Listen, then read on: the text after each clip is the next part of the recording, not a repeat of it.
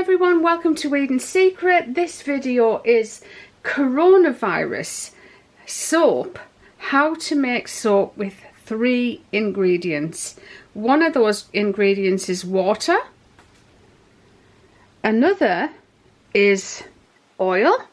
We're using extra virgin olive oil today, but you can use any oil you want that you might have in the cupboard. Sunflower oil, rapeseed oil, vegetable oil, anything at all. Any of those cooking oils make beautiful soap. And the other ingredient is caustic soda. Now, those of you who don't know, all soap contains caustic soda, which we call lye. In the original olden days, people used to make soap with oil and ashes from the fire. The caustic soda, the lye, has replaced that in the making of soap. And once it has its saponification, which means mixing the oils with the water and the lye, it goes through a process over the next 24 hours and it saponifies, and all of those ingredients that you might think are harmful, it turns them into something natural. It's science. Okay, so 3 ingredients: olive oil, water and lye.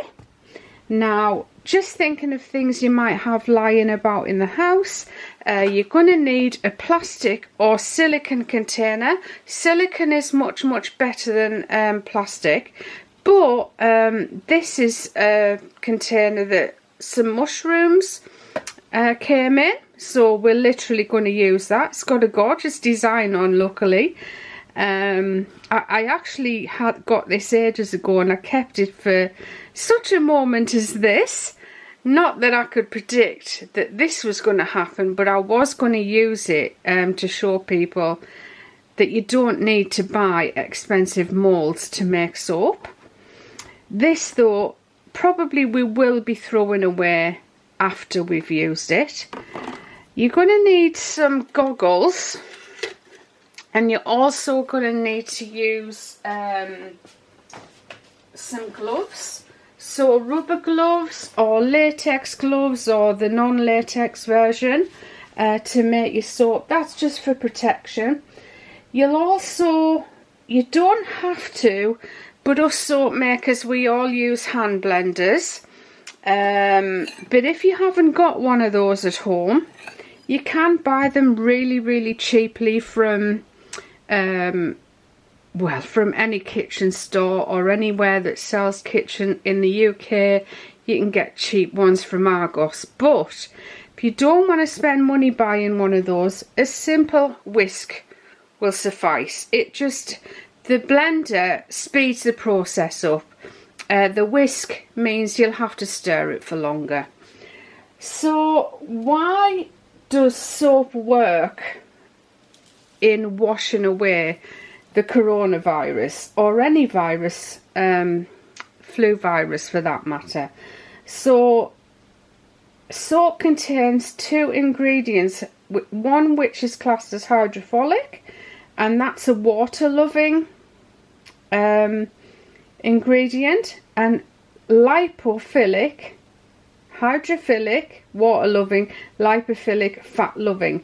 And those they grab onto the virus, the fats, and as long as you wash for 20 seconds fully, fully covering your hands and keep rubbing, once you rinse that away after 20 seconds, it'll wash all of the virus off your hands and away down in the drain.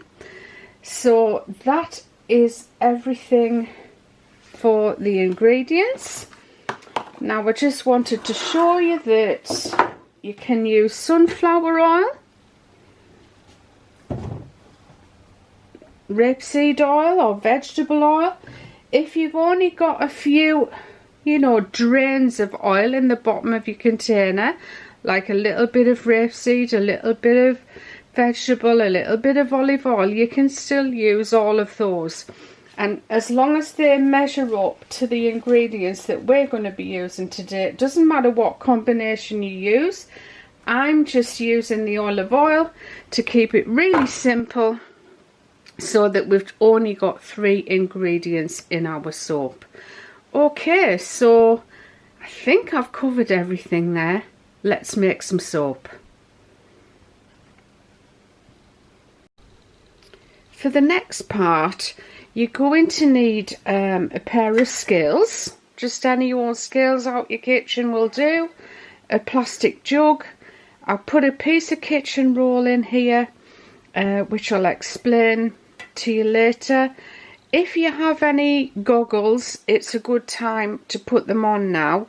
If you don't have any goggles lying around the house, these are cheap as anything from B&Q or any Home Depot, that type of store. If you don't have any and you can't go out of the house, just wear a pair of sunglasses, that'll do, or a pair of specs will do. And make sure you're standing at least a foot away from what you're pouring. So next we're going to turn the scales on, and we're just, I know it doesn't need tearing, but we're going to tear it.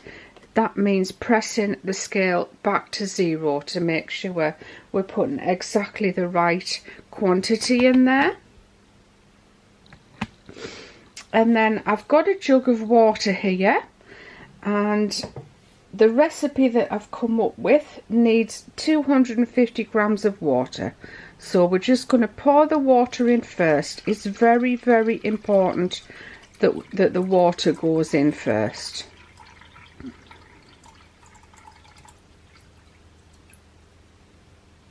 It doesn't matter if you go over with the water.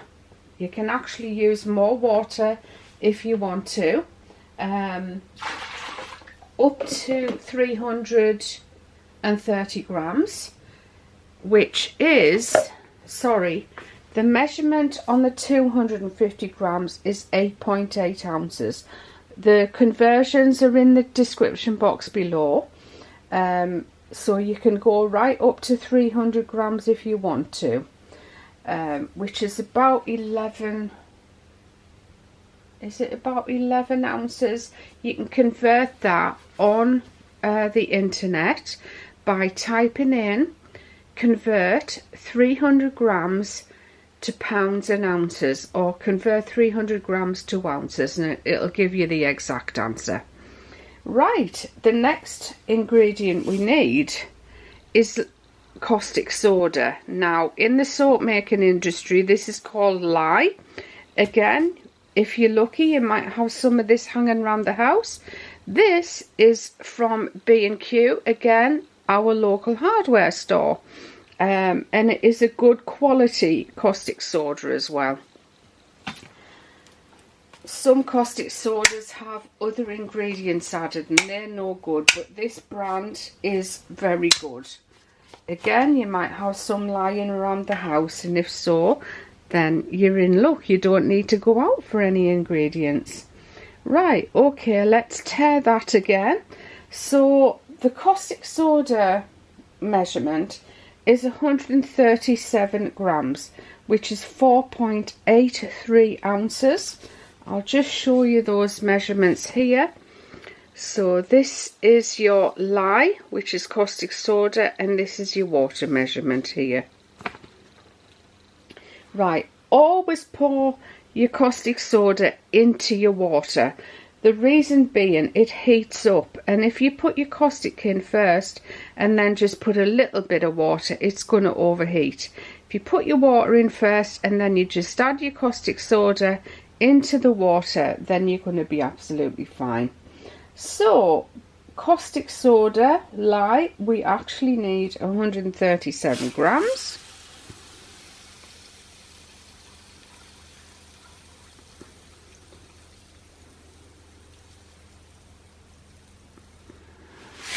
Now your scale might jump up 2 grams. If you go to 38 or 36, again, that's okay.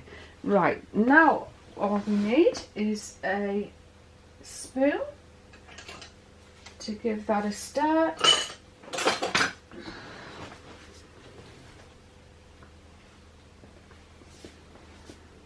So just gently give it a stir. Make sure you've got all the granules off the bottom, and just keep stirring it gently until you can feel that it's all dissolved in there. Now make sure you're wearing gloves. If you haven't got these type of gloves, kitchen rubber gloves are absolutely fine.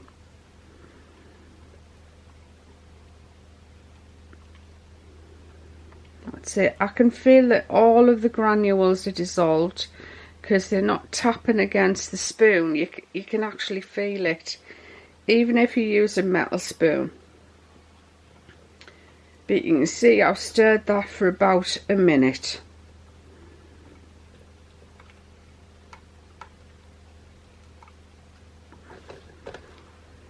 So we're just going to leave that to one side and we're going to let it cool down. And I'll tell you how long we let it cool for when we come back in the next scene.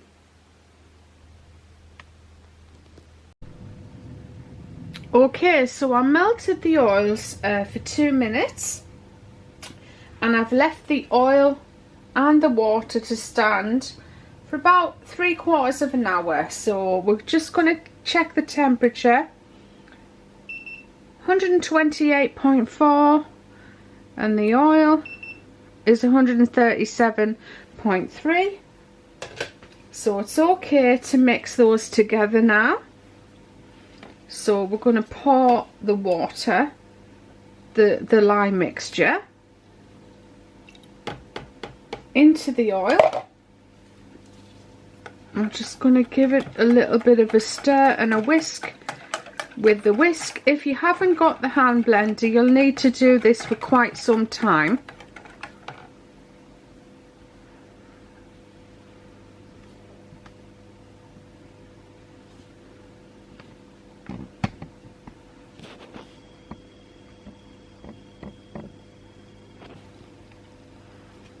And while we're stirring that, I'll just give you some facts on why washing your hands with hot water and soap for 20 seconds is excellent for getting rid of any viruses on the skin. Soap is what is known in technical terms as amphiphilic, meaning it's both hydrophilic and lipophilic. Hydrophilic is water loving and lipophilic is fat loving. Washing your hands for 20 seconds, the lipophilic membrane grabs onto the water and fats which contain the coronavirus. So those water and fats that might be stuck on your skin, it grabs onto those. So basically it's sucking them off your skin like a suction. And making sure you wash your hands in between your fingers, in your palms, you know, well around your wrists. And then rinsing that away will just wash all of those germs from your skin. And although you might be able to get your hands on soap now, we don't know what's going to happen in the future. So I suggest that you make your soap now, and then it'll be ready for when you've run out of the soap that you're using now. So any old cheap blender will do. I know I've got a decent blender, but you can get really cheap blenders at shops like Argos and maybe Curry's, PC World. I don't know if PC World do things like that. Okay, so we're just going to put the blender on now. It's not too loud, my blender.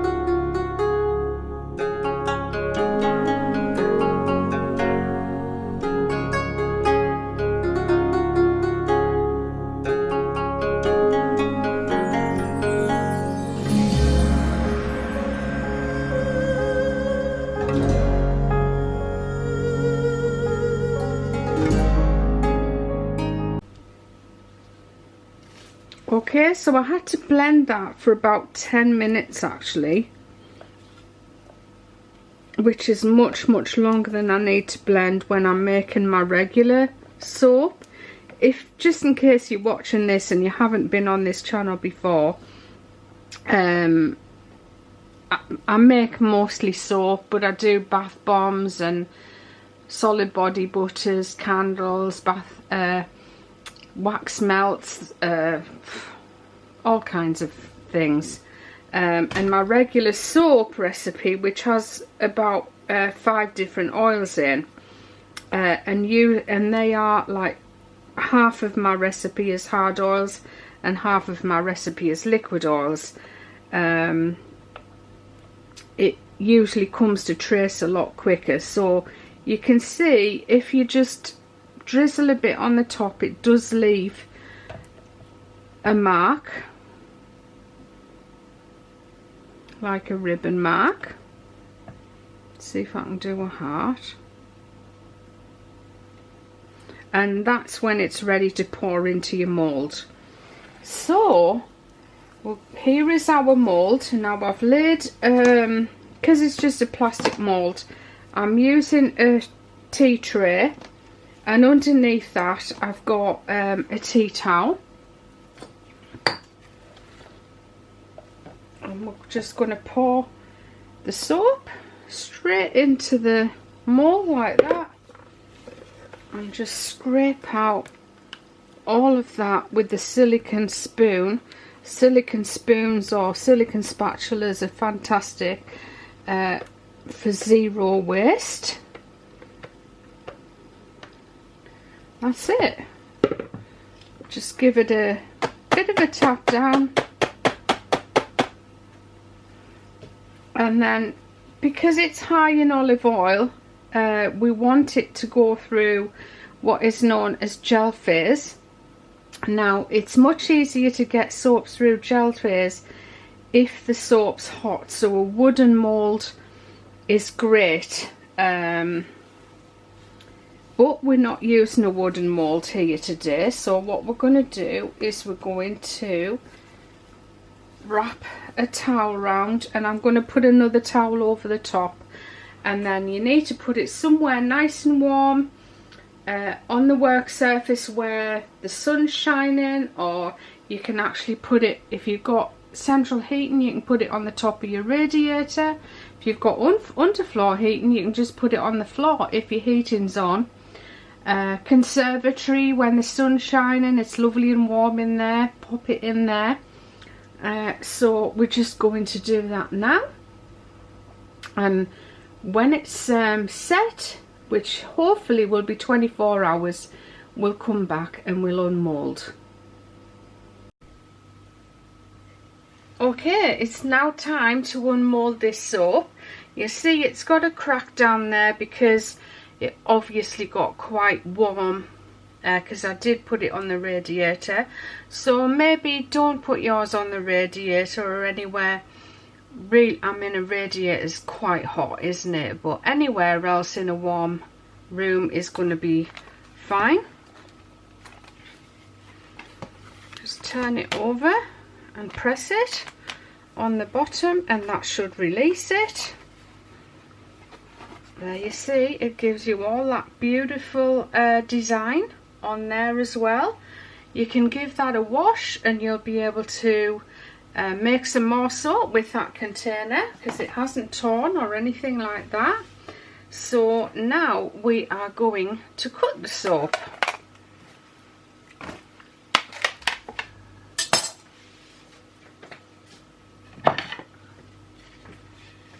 And at this stage, you don't need your gloves on or anything. That's a big chunk of soap. Shall we weigh it and see how heavy it is?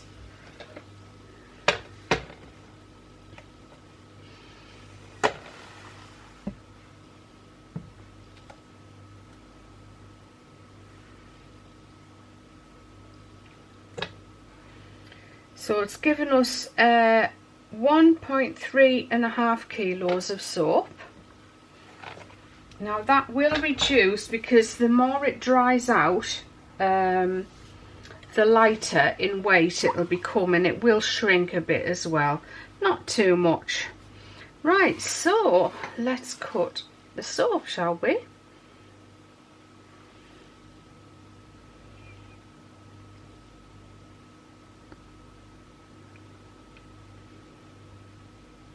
It might not be ready to be cut because it is cracking a little bit, and it still feels a little bit soft. So I'm going to wait another 24 hours to cut that. And once it's cured a little bit, we'll try again tomorrow. Okay, so I thought, usually we cut our soaps with a wire cutter, and rather than wait another 24 hours to get this video up, I just thought I'll get the soap cut with the wire instead of the knife. If you're going to cut your soap, just wait an extra, maybe leave it in the mould for at least 2 to 3 days, and to cut, leave it another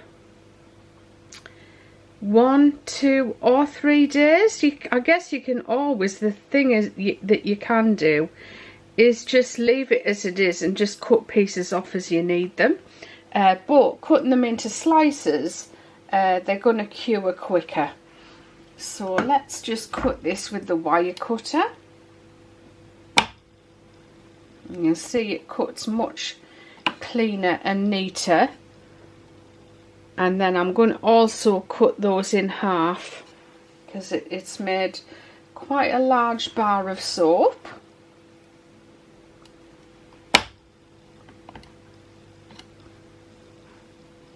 And the crack is there, but it's actually not evident throughout the slice.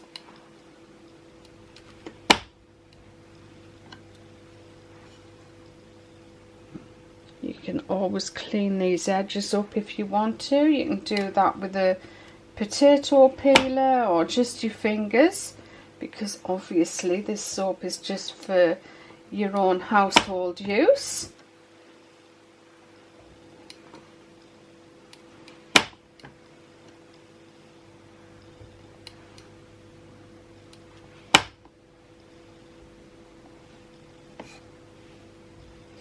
So I'm just going to take this off,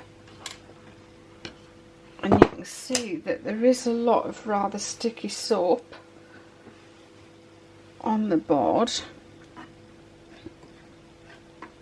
I'm just going to scrape all that off,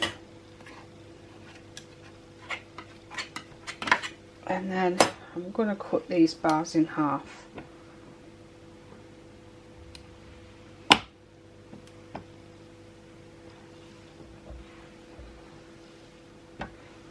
You can always clean your wire. You don't want to get any bits on. And this, once it's cured, it'll probably be the most beautiful soap you've ever used if you tend to usually use commercial soap. There are a lot of soap makers around now, all make a natural soap the old-fashioned way, but with modern twists, as you'll see in my videos. And it's far more luxurious than the commercial soap that you buy in the supermarkets. I'm sure you're all familiar with handmade soap these days, but just in case you're not, this is how you can make a nice, simple, luxurious bar that you can use on your hands or on your face. As long as you haven't put fragrance oils in there, it'll be great for your face. So I've just left mine unscented. And we will be using that. So if you need any soap and you don't want to make it, you'll find all my soap at www.edensecret.co. But basically this video literally is just to give all of you a free recipe, a quick, easy, simple recipe that you can do at home. Now it's time to do the washing up. Okay, so we're now going to show you how to wash up the dishes that you've just made the soap with safely. You must keep your goggles on and you must wear rubber gloves, because the lye is still in a form that it can burn. Now, it doesn't burn like you burn yourself with a cooker or a fire. It just irritates the skin and it can make the skin split just a little bit, and so it stings. It's called a lye burn, but it's more of a stinging sensation, which will go off fairly quickly. But I forgot to mention that, you know, you need to know that lye, it's called lye burns, but I know I'm repeating myself, but I just want you to be safe while you're working with soap. So right, so what we're going to do is pop some fairy liquid into the jug, plenty of it, and you're just going to stand just as you would when you're doing the dishes, and you're just going to wash them off, and that fairy liquid strips all of the oil and all of the lye off your containers.